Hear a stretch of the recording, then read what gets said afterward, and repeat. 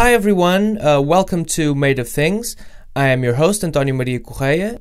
This is episode 10, and this week we have the wickedly talented, no, not Adele Dazeem. I'd actually love to have Adele Dazeem on the show. Do you think that's possible? Please tweet out to Adele Dazeem that she should do my show. Hashtag Dazeem on MOT. Hashtag Dazeem on MOT. That sounds like a song title, I think. But we have the wickedly talented young person who is Tobias Jesso Jr. You might have noticed, and it would be a good sign that you did, that last week the show did not come out. This is because I had severe audio problems with my recorder, which is now in the shop. So they got me a new one, a temporary one, so this is something kind of new, so I hope you guys can hear me all right. Basically, my recorder simply stopped doing what it was supposed to do, which is to record. Sometimes things stop serving their purpose, I guess. And not everything needs to have a purpose, but most things do, especially objects. So I'm gonna go out on a limb here and say that most things are made of purpose. I certainly hope I'm not burning any bridges with that statement. So on the show this week we have Tobias Jesso Jr., who put out his great debut album called Goon earlier in the year. Tobias is a Canadian songwriter living in LA and is definitely one of the best piano-playing songwriters of recent times. I caught up with him at Primavera Sound in Barcelona this year, so this is actually the second episode of the Primavera series. Am I allowed to say Primavera series? Of course I am. It's my podcast. I bought it. Full price and all. But it is also your podcast. I'm loaning it to you. Please hand it back when you're done. Or don't. Please keep it forever, close to your heart. And since it's your podcast as well, you can change the name of the thing about Primavera I'm doing and call it Primavera something. The Primavera something. I'm not too sure how you can change the name of the thing, but please do. It would be a nice surprise in the morning for me. This week's episode also marks the first time I've had a co-host on the show. There have been participations of other people, especially in the Mike Watt episode, and there will be more. I am currently in a condition in which I can announce publicly that there will be more people talking. Again, I hope I'm not burning bridges, but building bridges instead. I have no skills whatsoever at bridge building or any sort of engineering, so please do not use these bridges as they are most likely unsafe, and using them would be ill-advised. But Tobias spoke to me and my friend Vera Rodrigues, who has a show on Portuguese radio called Jailhouse Rock. It was great having someone else on, whom also enjoys Tobias's music, and I think it really added to the conversation. So Tobias was lovely and came out to talk to us after the show. Actually, this is technically incorrect as we came in to talk to him, but still. This is relevant for a couple of reasons. Tobias played the Pitchfork stage in Barcelona, and we recorded this episode backstage at the Pitchfork stage. But this only happened because of the help of a good friend we made that night, who was a brilliant writer for Pitchfork magazine, or Pitchfork the website, or Pitchfork the entity. I don't know. But for the sake of privacy, I will not state his name on the podcast, but here is my deeply sincere thank you to him. Also, there was a bunch of people who have been on this show before, so they are actually friends of the show, such as Christoph Mineral, who was on the show the last episode, and Ishmael and Tendai of Shabazz Palaces. It was great to hang out with the guys for a bit again, and also Mike of Perfume Genius, who was watching Tobias's show. We'll have more news on that in the next coming month, so please keep checking the podcast. But this was also special because we got to meet Ariel Pink. Now, Ariel Pink is amazing, and I've been a fan of his for many years now, but Ariel is not doing any promo work anymore, so don't expect him to be on the show anytime soon, if ever at all. So getting to have some alone time with Ariel is something of an event to be recognized, you know. We talked for about 10 minutes, which in Ariel Pink time is about half a year, and he was apparently very concerned with not having his iPhone charger and being a bit left to the wolves, so to speak. There are no literal wolves in Barcelona, as far as I know. At least at Primavera Sound. There might be in Barcelona, actually. But back to Ariel Pink. He was cool with talking to us for a while, but let me tell you guys, he does not want to be interrupted while going about, his business. So please don't do that. Watch, Ariel passing through and, from a distance, and just accept that he's great, So, okay? Okay, you do that, okay? It's a promise. You don't owe me anything. Do what you want. That's some advice. Back to Tobias. It was quite evident that he was still processing the show in his mind, having played for, a big crowd, and the first time playing outdoors. So I want to point out that, again, Primavera Sound is an amazing festival, because not only does it make you feel, very close to the artists, both performing on stage or just hanging about off stage, which happens a lot at Primavera, but also the festival holds an incredible amount of amazing shows, many of which are first-time events or even one-time events. Primavera Sound sets a stage, I mean this literally and figuratively, for artists to hold reunion shows or maybe even play their only show in Europe there, or playing for the first time in different circumstances, which was the case with Tobias. So here's a thank you to Primavera Sound on my behalf. So let's get to the conversation. And, oh, by the way, we actually talk a lot about the Haim girls with Tobias Jesso. But let's go backstage to Pitchfork at Primavera Sound. Vera and I spoke to Tobias Jesso Jr.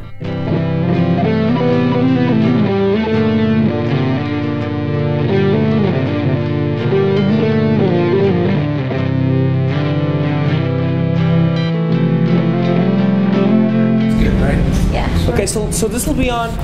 This is cool. Okay, so at the moment, this is Tobias. I'm Antonio, obviously, because you're listening to this, because I'm using the whole thing. So, and Vera, you guys say hi. Hi, I'm Vera. Hey, Tobias Jesso Jr. here.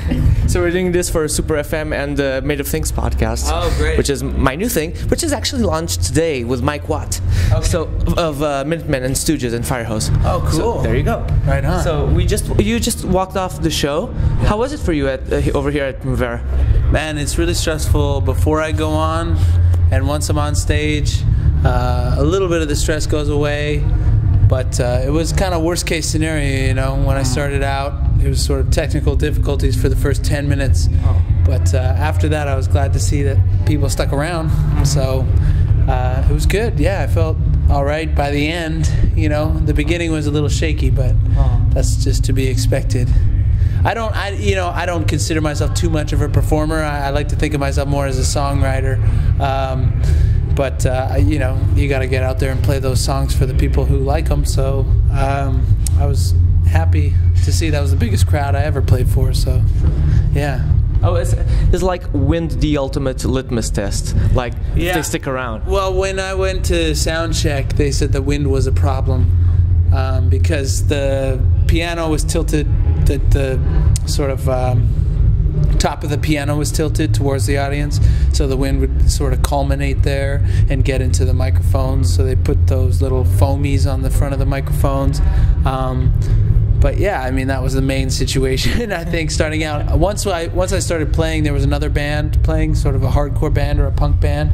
And when I started playing, I think they tried to bump up the volume, but it caused some feedback. So that's sort of what you guys were hearing in the beginning. It's tricky with pianos though and acoustic stuff, isn't it? Yeah, I mean, I guess today would have been electric piano preferred, but for the most part, I've played pianos in Europe because when they are available, that's the best thing to play. I'm used to playing, churches and small rooms though, so at a festival where there's a big stage and a lot of people, it kind of changes the whole thing. As some people behind me were saying, oh, he carries around that piano throughout Europe, and I was saying that's not possible. He's probably just speaks to someone locally usually. I carry it on my bag. No. Oh, in your pockets. Yeah, right. No, it shows up on the stage. That's the beauty about playing piano around Europe is you don't really have to show up with anything. You just show up with yourself and say, where do I play? I've played a lot of different pianos in Europe, stand up and Yamaha, Steinway, all the different kinds. And I'm not too picky, so that's good. But But you do have a favorite one. I mean, my favorite one is anyone that I'm. No, I don't really have a favorite. My favorite is just like if I'm feeling good. I'm more concerned about my singing voice, you know, being warmed up or something. So when I get on stage, it doesn't really matter what piano I'm playing. It just matters sort of if I'm feeling it in the mood or something. Because I've played some great pianos where I haven't felt totally ready to play them. You know, when I started playing piano, it was to a pretty terrible piano, out of tune. I think the demos are all sort of very out of tune and stuff like that when I started recording and stuff. Like a lo-fi-ish vibe in terms of the piano, right? Exactly, lo-fi and stuff. So to get on these masterfully tuned pianos that are, you know, multiple thousands of dollars, and then to attach my voice to those, which I don't feel is deserving, maybe up to par or something, then I feel a little bit more insecure about it. But it's nice to have an instrument that can play itself, and I find that the older the piano, you know, the easier it is to hit down a key or something. Those are the ones I prefer. You know, the newer ones that are really sort of trebly and I don't know how to describe it, tingy, I guess, you know, something that's ting ting, you know, something like that. It's harder to get in the vibe with those because they don't have as much character. Sure. And the quality of the wood, like the years in the wood, speak for themselves. Same as guitars. I've played some great guitars. I played some terrible guitars, and you know, for the people out there, having a really nice piano that's tuned well, I mean, that's got to make a bit of a difference. But for me, playing it, you know, if a piano sounds really bad, I feel like my voice might sound better. Sure. You know? And people go, oh, it's the piano's to blame. It's not his voice, you know? And when the piano's perfect, they go, his voice is out. Something like that. You don't have to look for excuses, though. You're fine, dude. Right. Okay. Well, it's okay. I don't understand. Confidence is fine. Really, you're a wonderful composer, dude. So seriously, it's really, really. I mean, it's kind of obviously good. You know, it's. I think even to a non-trained ear, like you're very good. Like Hollywood is obviously awesome. You know. The problem I have is that I've spent maybe the past 12 years of my life writing songs. I feel very comfortable writing songs. That's something that, for me, is the end of my craft. You know, the songwriting. And when I translate that to performing, I haven't been performing that long. I've only been performing since the demos have come out, and I've had the project Tobias Jesso Jr. So when I'm performing the songs, I feel like all I'm trying to do is do the songs justice. And if I sing out of key, or if I sing, you know, the wrong lyric, or whatever the case may be, I feel like I'm not doing the songs justice, because that's what I believe in, and that's what makes me feel confident is the songs. But the performing, the singing, and the playing is a random thing. I know a lot of people see the value in that as, you know, they get to see the mistakes, or they get to see the difference between a recording and live. And I understand that, because I've been a fan of music for a long time and gone to seen shows and seen people, you know, maybe perform not as good as the recording, but still they're in my presence, and I feel like there's some connection there or something. But the majority of me being on stage is feeling like I just don't want to disappoint people, because they're a fan of the song, they're a fan of the recording, and is my performing as good as what they're expecting? But do you feel like that if the emotion is in the right place, like that it's okay, or are you like as a not a user but as a spectator, as a viewer or as a listener, are you a mistake hunter? As a fan, I'm all about emotion. I'm all about do I trust what this person is saying? Is it real? Is it something that they're really experiencing or they have felt? But as a player, as a performer, I feel like, you know, that's obvious to me. I've written the songs based on my personal life, so nothing on it. It's abstract, right? No, I mean, no. I'm very simple. You know, and extremely specific as well. Yeah, very specific, very simple, and that's just the way I write. You know, I'm not much of a. I don't have a sort of metaphor way of speaking, or a you know, abstract, I guess, way of speaking that takes different things into the equation. I just hit to what I'm actually thinking, but to get back to it, when I'm performing it, it's all about, am I doing it justice to what these people are expecting? Because when I'm on stage, it's not something that I feel I'm great at. It's not something I feel that I'm deserving of the audience. So it brings a little bit more of the insecurity into play. I get very nervous before I go on, and when I'm on, it's a different story, because okay, this amount of people is here, so I might as well do the best I can for these people. But beforehand, it's always a guessing game, questioning how many people are really going to be there, or how many people really want to hear it, or are they just here for, you know, are they just passing through?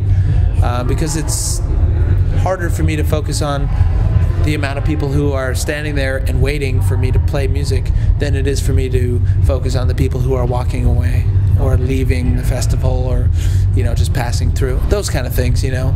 And I guess that's my own fault. You know, I should have a better outlook. But as a songwriter who doesn't feel as confident playing as I do writing, you know, it's tough, because if you were to say, hey, you're going in the studio with so-and-so, are you ready? I would say, hell yeah, let's go. Let's do this. If you were to say, hey, there's 20,000 people waiting for you to perform, are you ready to go on stage? I would say, hell no.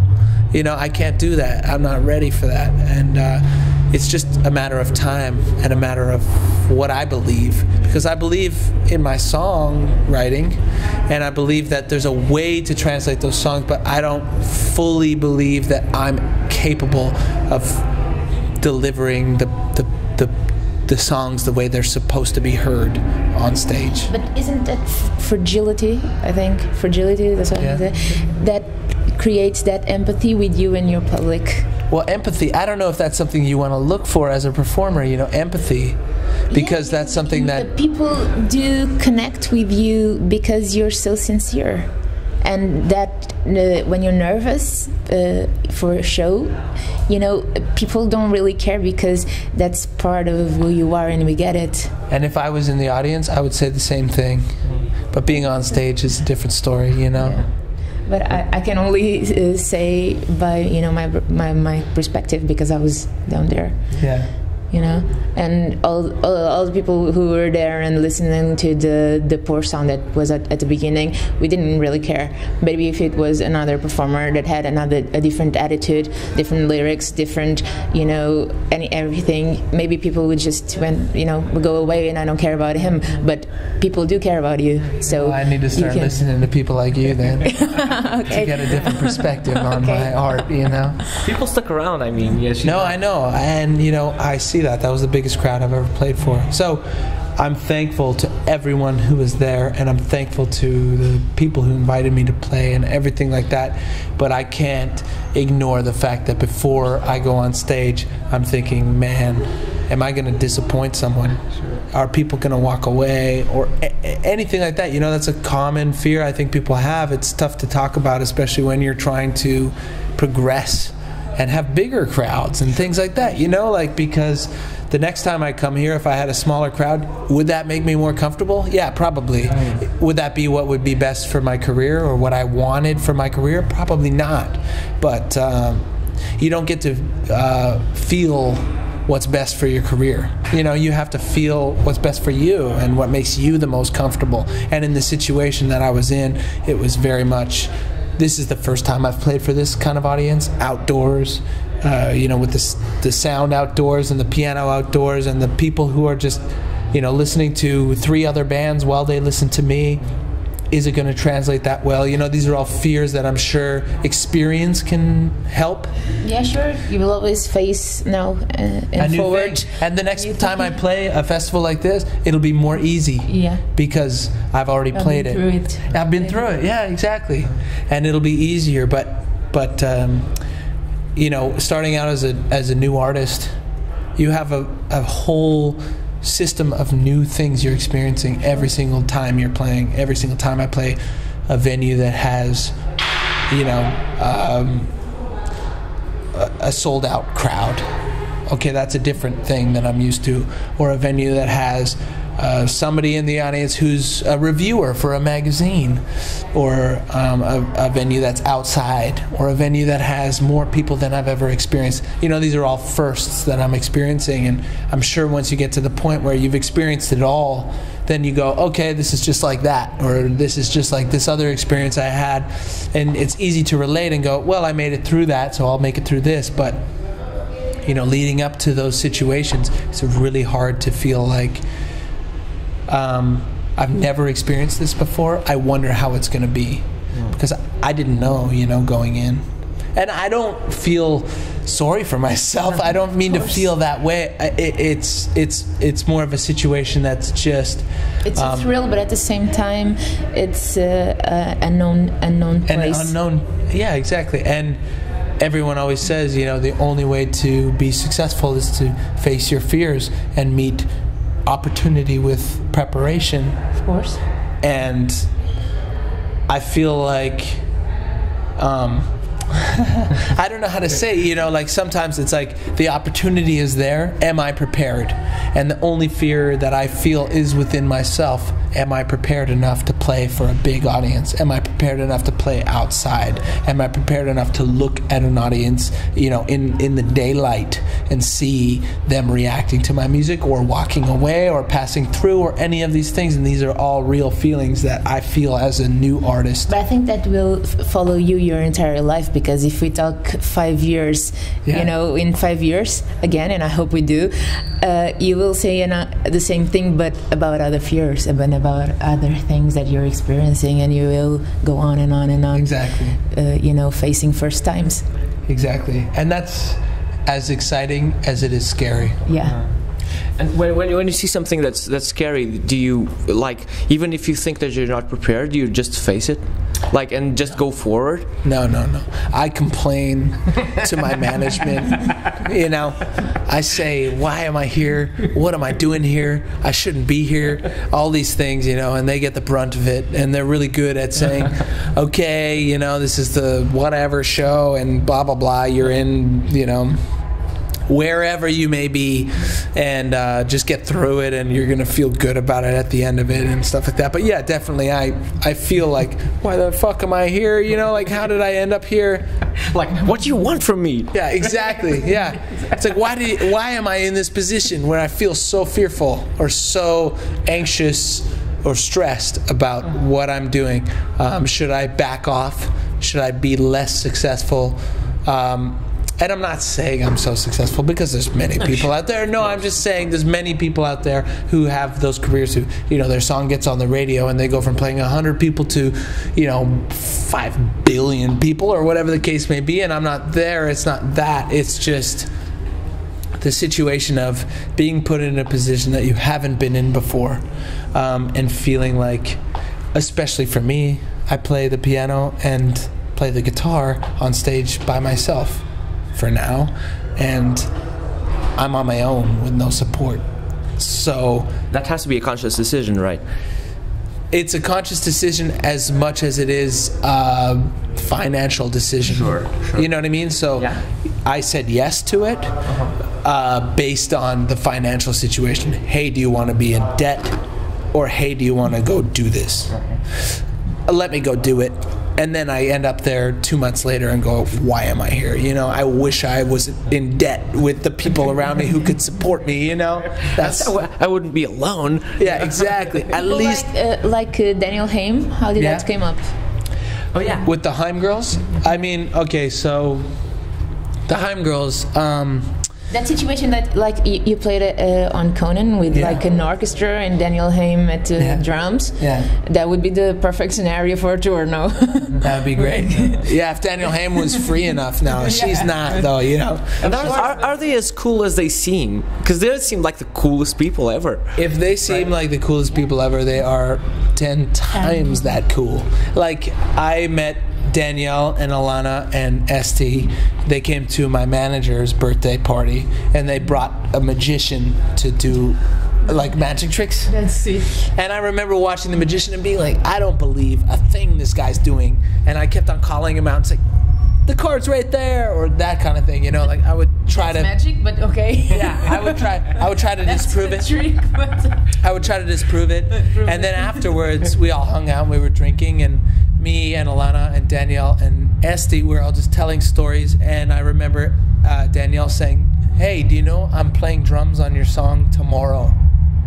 Because the next day, no, I had no idea. The next day I was, well, because her boyfriend was recording me, and she was like, "I'm playing drums on your song tomorrow," and I was like, "Whoa!" Because I was a huge fan of them at the time, and so we went in and we recorded "Without You," which was the song she played with me on Conan, and she was there to play drums. It took like, 3-4 hours, if that, and it was recorded and done, and I left. But I just kept in contact with the girls, and one after the other, if you have any time to spend with them, you'll just fall in love, because Alana, Danielle, Esty, they're all completely different personalities and completely different, women in their own right, but what they do together is unbelievable, and who they are as people apart is just incredible. They played last year in Portugal at the Primavera Porto, and I'm going to just pick up on this and ask you, when will you come to Portugal? We need you there.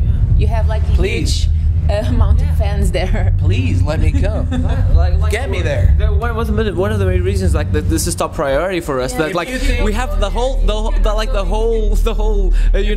writer section loves you. If you think I'm there booking my own tours and planning out my own thing, you're wrong. I don't see that until I'm on stage, which is why I'm like, why am I here? And maybe I'd be in Portugal going like, whoa, what's going on? There's too many people or whatever. But that's very much a management type of thing. And I want to make it to Portugal. I want to be there for anyone who wants to hear the songs. That's it. And now I got a band, and maybe we can make it to Portugal. Maybe we can do that. It's a matter of time, dude, because there's demand. Don't you worry. But Haim, let's get back to Haim. Those girls. I saw them since you're on Haim, because they played Barcelona last year as well, because of Primavera they did Porto and Barcelona, and they were.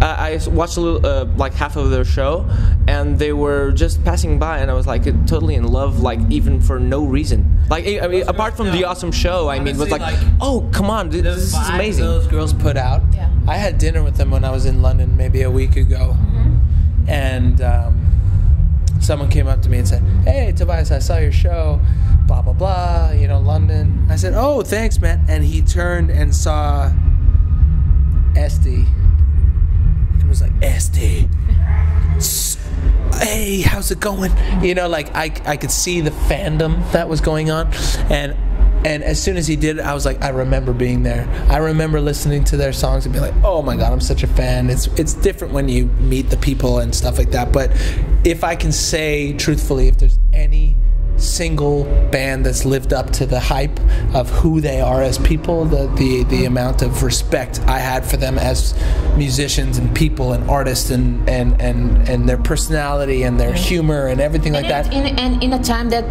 their sound is not specifically trendy, because they're like a mix of the Wilson sisters and Stevie Nicks.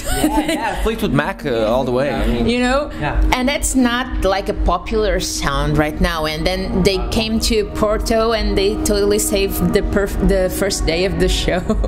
And everyone was like, oh my God, because they're like felines on stage. And I hate to say, and you know what, I hate to say girl band, because they're just a band, they stack up against any band. Dude there, so exactly, he's playing drums.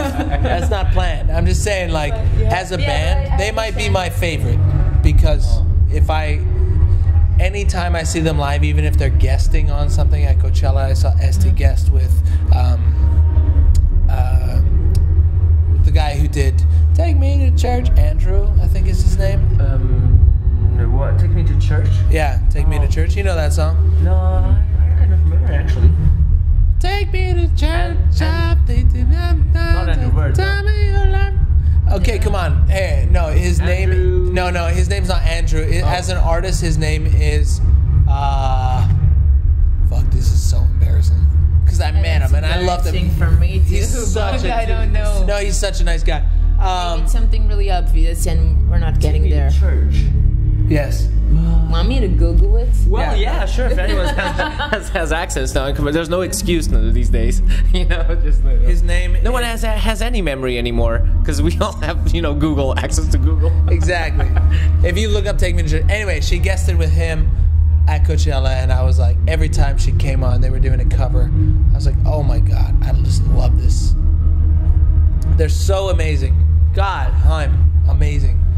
And I've been in a room with them playing piano where they've all just been riffing off of different melodies and things. And there's nothing that will make you feel more insecure than being in a room with Haim trying to play music. Hosier? Hosier! Hosier, Okay. yes! Okay. Yeah. Sure. Exactly. Fuck. I'm sorry. I do know that. I knew it. I knew it. It's normal how you say sorry because it's like the Canadian accent. It's sorry, like it's very telling that you're from Canada. I am from Canada. Sorry. Yeah, sorry. Exactly.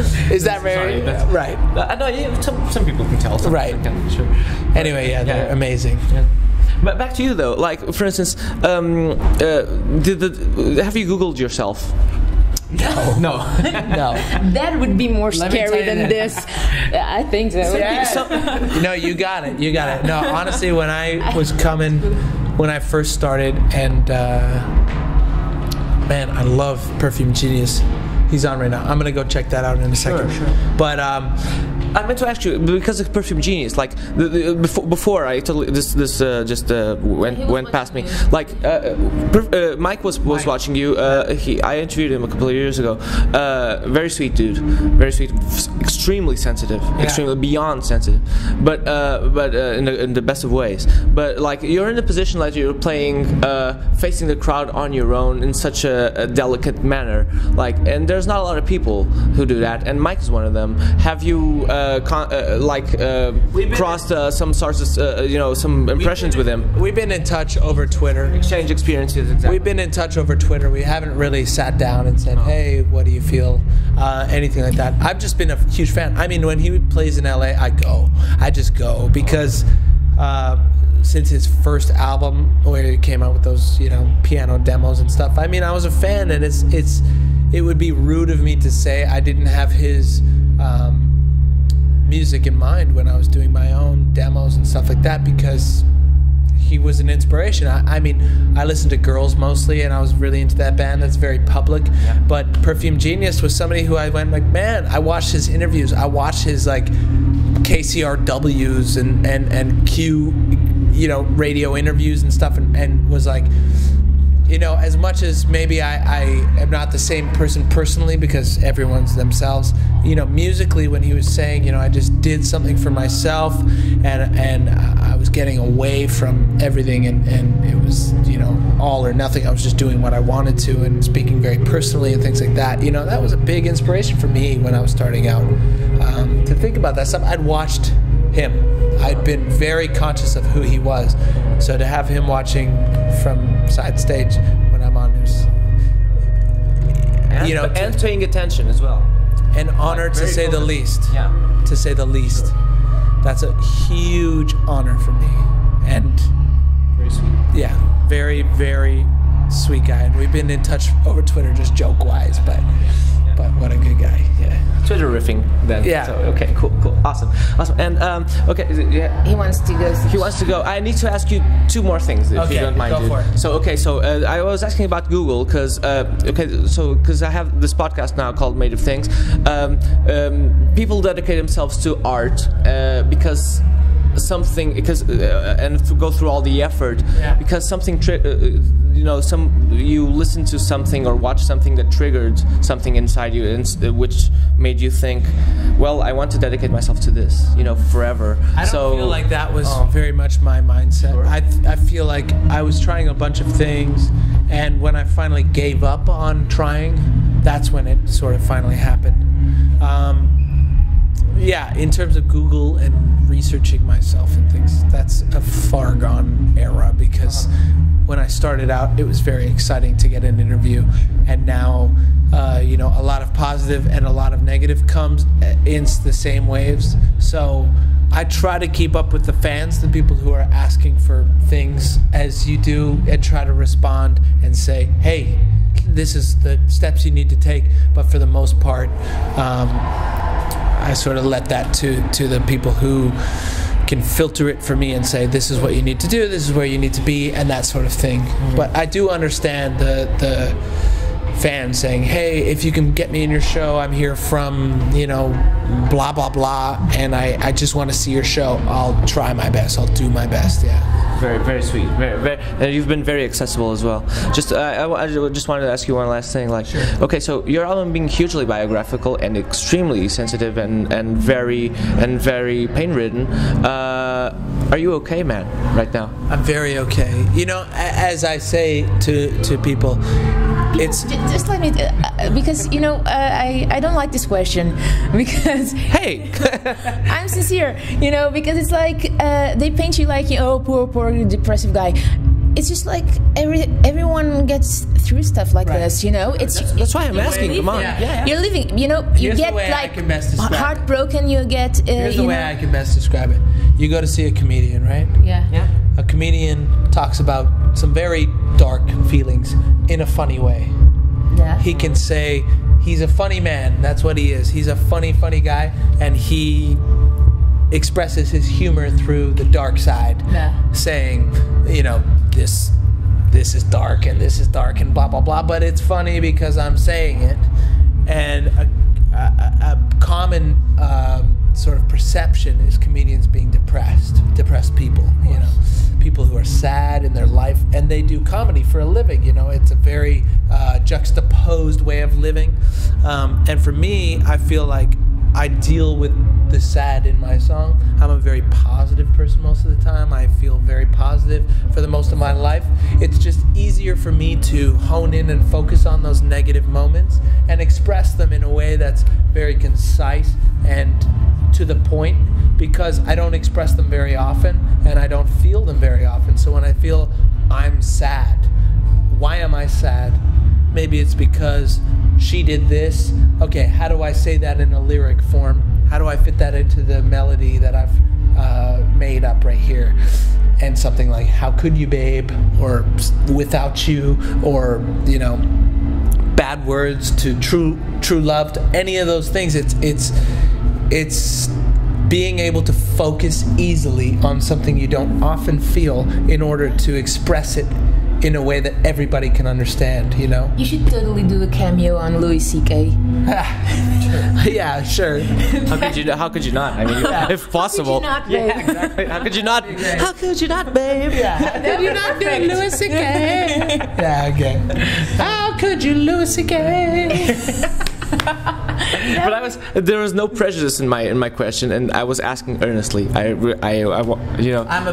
hope you're doing awesome. Okay, positive dude. Awesome. I'm where I want to be. I haven't gone through a breakup since the album, so the songs are much different now than they were. But at the same time, I'm not talking about this bitch again, and I'm so fucking happy right now. And at the same time, when you have a bunch of sad chords, how easy is it to go, what is sad about my life?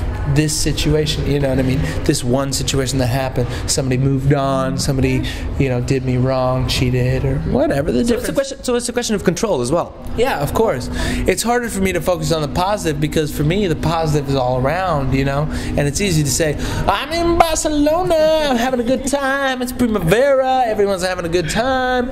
It's way easier for me to go, wait, what's bad about my life? What is sad about my life? More poetic. Yeah, and it's more poetic. Yeah, exactly. Plus, you're not the Black Eyed Peas.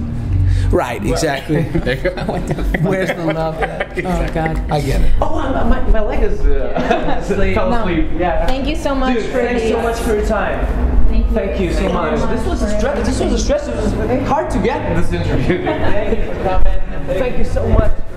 Thank you so much for your time. The complications. Oh no, please. And come to Portugal. Yeah, come to Portugal. We'll speak then. Thanks, man.